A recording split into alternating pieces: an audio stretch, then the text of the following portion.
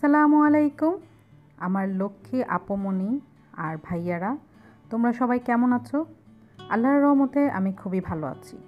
দেখো, বিয়ে বাড়ির লাইটিং। এটি কোনো নতুন বিয়ে বাড়ির লাইটিং না, এটি হচ্ছে আমার বেডরুমের আমার বিবাহ বার্ষিকীর লাইটিং। তোমাদের সাথে আসলে দুষ্টুমি করতে ভালোই লাগে, তাই শুরুটাই করলাম একটু দুষ্টুমি দিয়ে। এটি হচ্ছে আমার ১ তারিখ রাত্রের পরের, মানে দিবাগত রাতের ১২টা ১ মিনিট থেকে শুরু করে ২ তারিখের ব্লগ। ২ তারিখ ছিল আমার বিবাহ বার্ষিকী, মানে ম্যারেজ ডে। তো আমরা সবসময়ই আমার বার্থডে, ওনার বার্থডে আর আমাদের ম্যারেজ ডের আমরা কেক সবসময় ১২টা ১ মিনিটে কেটে ফেলি। দিনের বেলায় আসলে তেমন একটা অ্যারেঞ্জ করা হয় না আর কাটা হয় না, লজ্জা লাগে। তাই রাতের বেলায় আমরাই আনন্দ উৎসব করে ফেলি। তো দেখো, আমার ছেলে, সে তো খুবই খুশি আর আমি কিন্তু খুবই লাকি আসলে। এই যে দেখতে পাচ্ছ বেলুনের অ্যারেঞ্জমেন্ট, এগুলো কিন্তু করেছে আমার ছেলে মেয়ে।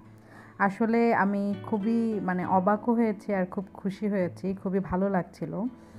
একটি জিনিস বুঝতে পারলাম যে আমরা যখন বৃদ্ধ হব, বয়স হবে যখন আমাদের হাতে লাঠি নিয়ে বুড়াবুড়ি যখন ম্যারেজ ডে পালন করব, তখন আমাদের ছেলে মেয়ে কিন্তু এভাবেই অ্যারেঞ্জ করবে। দেখে আসলে খুব ভালো লাগছে, খুব সুখ অনুভব করছি। তো যাই হোক, উনি সব কিছু ভুলে গেলেও আমার বার্থডে আর ম্যারেজ ডে এই দুটি দিন কখনোই ভুলেন না। তো উনি আগে থেকেই কেকটা এনে রেখেছিলেন। দেখো, আমার ছেলে তো খুবই খুশি, আমার মেয়েও খুব খুশি, ওরা সবাই খুব খুশি। আর ওদের খুশি দেখে আমি তো খুবই খুশি। আসলে আমি আমার সব কিছুই তোমাদের সাথে শেয়ার করি, তো ভাবলাম আমার এই বিশেষ দিনটিও তোমাদের সাথে শেয়ার করব। তাই যেমন ভাবা তেমন কাজ।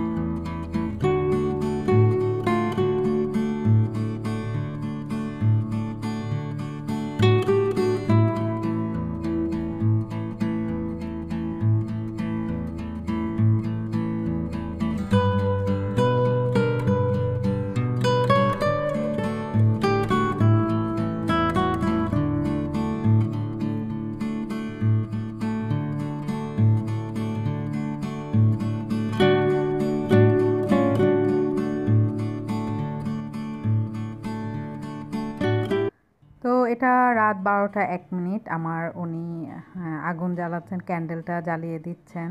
তো যেহেতু আমাদের ম্যারেজ ডে, তো কেক কাটার মধ্যে অবশ্যই আমাকে থাকতে হবে। উনি আমাকে বারবার ডাকছিলেন আর আমি তো ক্যামেরার সামনে আসবো না। তো ভাবলাম আমি না আসলে কি হয়েছে, আমার হাত তো আসতে পারে। তো এই জন্য আমি আমার হাত নিয়ে হাজির হয়ে গিয়েছি তোমাদের সামনে।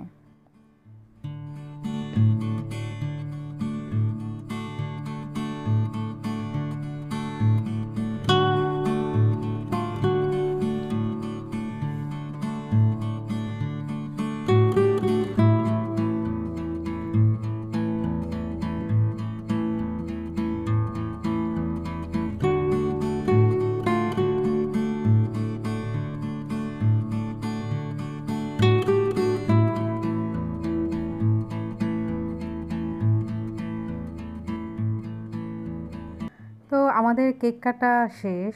কেক কেটেই আমার ছেলে মিষ্টিটা খুব একটা পছন্দ করে না, তবে কেকটা কিন্তু খুবই ইয়াম্মি আর খুব টেস্টি ছিল। এটা ছিল cheese cake, cheese chocolate cake. তো যখন চিজ চকলেট কেকটি খাচ্ছিলাম তখন একজনের কথা খুব মনে পড়েছিল, কারণ কিছুদিন আগে একজন শেয়ার করেছিলেন চিজ কেক।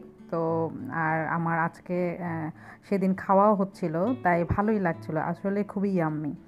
আর আমি যখন ওনাকে কেক খাওয়াচ্ছিলাম, উনি খুব ভয়ে ভয়ে খাচ্ছিলেন, কারণ আসলে আমার একটি ব্যাড হ্যাবিট আছে যে আমি যখনই যাকে কেক খাওয়াই তখন তার গালে অথবা নাকে একটু ক্রিম লাগিয়ে দিই। তো এই জন্য উনি খুবই সাবধানে খেলেন আমার হাতের কেকটি, যেন আমি না লাগাতে পারি। আর সত্যি এবার আসলে লাগাতে পারিনি, কারণ আমার এক হাতে ক্যামেরা আর আরেক হাত দিয়ে আমি ওনাকে কেক খাওয়াচ্ছিলাম।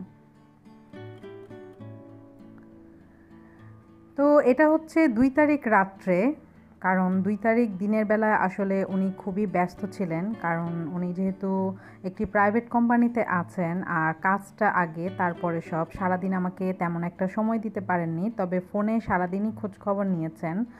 সারাদিন পর উনি বাসায় এসেছিলেন সন্ধ্যায় এসে উনি আর রেস্ট নেননি, রেডি হয়ে আমাদেরকে নিয়ে বাইরে চলে গিয়েছেন। বাইরে ডিনার করার কথা ছিল, তো ওই জন্য আমরা রাত তখন বাজে 9:30, ওই সময় আমরা যাচ্ছিলাম বাইরে ডিনার করতে। আর আমি কিন্তু যেমন বাঙালি, আমার খাবার অভ্যাসটাও ঠিক আসলে বাঙালি, আমার চাইনিজ ফুড এগুলো আসলে খুব একটা ভালো লাগে না। তো আর আমার খাবারের বেলায় আমি সবসময় চুজ করি আসলে পানসি, কারণ পানসির খাবারটা কেমন হয়, ফ্রেশ, প্লাস ওদের পরিবেশনটা, ওদের সার্ভিস খুবই ভালো।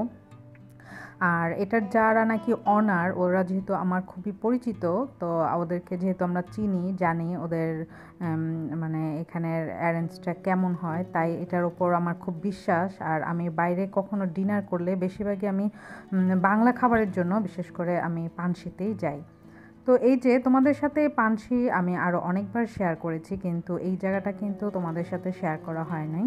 এটা হচ্ছে ওপরে, এটা পানসির আর একটা জায়গা, এটা দিনের বেলায় খোলা থাকে না, বন্ধ থাকে, এটা শুধু ডিনারের জন্য রাত্রে এটা আসলে খোলা থাকে। তো ওখানেই গেলাম আমরা ডিনার করার জন্য। তো আমার মেয়ে খুব একটা খুশি না, কারণ ও চাচ্ছিল চাইনিজ খাওয়ার জন্য, আর আমি বলেছি না, আজকে যেহেতু আমার উৎসব, তো আজকে আমি আমার পছন্দে খাবো। আর আমার পছন্দ মানে ডাল ভাত মাছ ভর্তায় বাঙালি।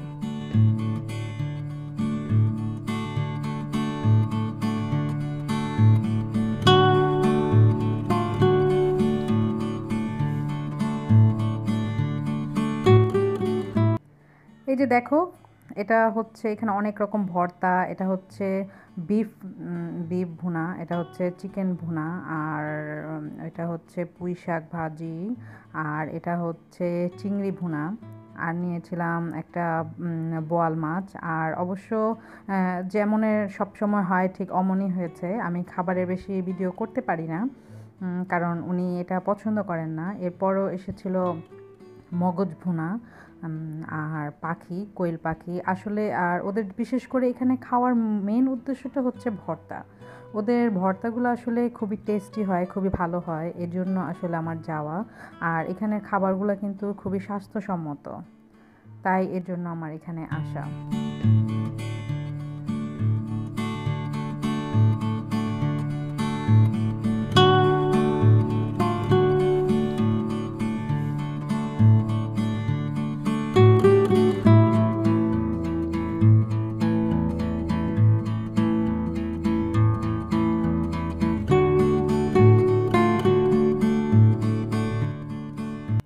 তো হাঁটি হাঁটি পা পা করে আমাদের জীবন থেকে 8টি বছর চলে গিয়ে 9 বছরে আমরা পা দিয়েছি।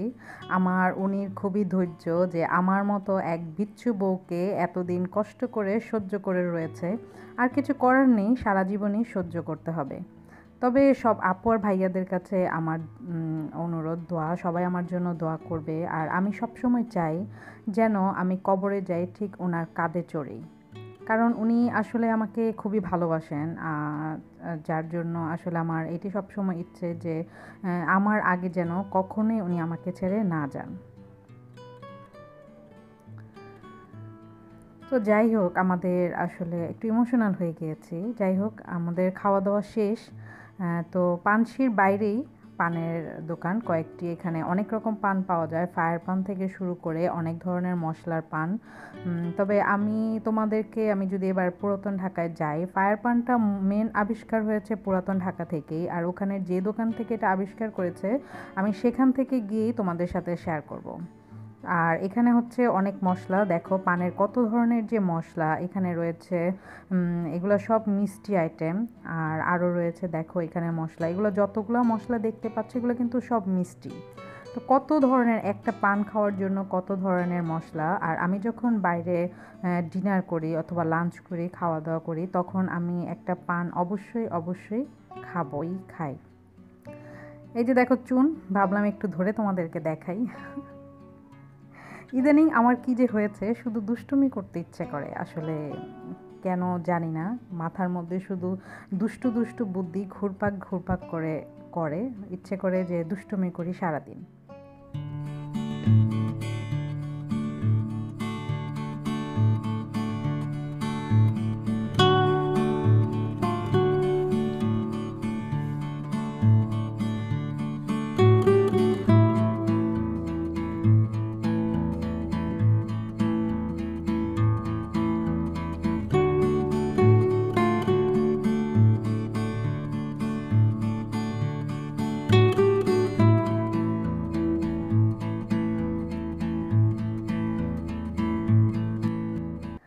তো ডিনার করে পান খেয়ে এখন আমাদের যাওয়ার পথে। আর ওই সময় রাত বাজে 11টা, রাস্তাঘাট খুবই নীরব। আর নীরব থাকার আর একটা কারণ হচ্ছে সেদিন ছিল বাংলাদেশের খেলা, বাংলাদেশ ইন্ডিয়ার খেলা, সবাই খেলা দেখছিল, আমরাও কিন্তু মোবাইলের মধ্যে খেলা অন ছিল, তো খেলা দেখছিলাম। আর আমার ছেলে মেয়ে বাইরে কোথাও গেলে ওরা সরাসরি বাসায় আসতে চায় না, সব সময় ওর পাপার কাছে একটা আবদার থাকবে চলো ঘুরে যাই। আর ঘোরা মানেই হচ্ছে কাজীবাজার ব্রিজটা ওরা অবশ্যই ঘুরবে। জানি না ওদের কাছে কেন এত ভালো লাগে, আসলে ভালো লাগার মতোই, আমারও ভালো লাগে। তো তোমাদের সাথে অনেক কিছু শেয়ার করলাম, অনেক বকবক করলাম। তোমরা এত ধৈর্য সহকারে আমার বকবকগুলো শোনার জন্য তোমাদেরকে অনেক ধন্যবাদ। আমার ভিডিওটি যদি তোমাদের কাছে ভালো লেগে থাকে তাহলে অবশ্যই লাইক কমেন্টস করবে, আর যদি না ভালো লেগে থাকে তাহলে একটা না 2টা কমেন্টস করবে। আর তোমরা যদি আমার ভিডিওটা নতুন দেখে থাকো তাহলে অবশ্যই আমার চ্যানেলটি সাবস্ক্রাইব করে আমার পাশে থাকবে। আর একটি যে বেল আইকন আছে সেটা অবশ্যই ক্লিক করে নেবে, যেন আমার বকবকটি আরও বেশি করে তোমরা শুনতে পারো।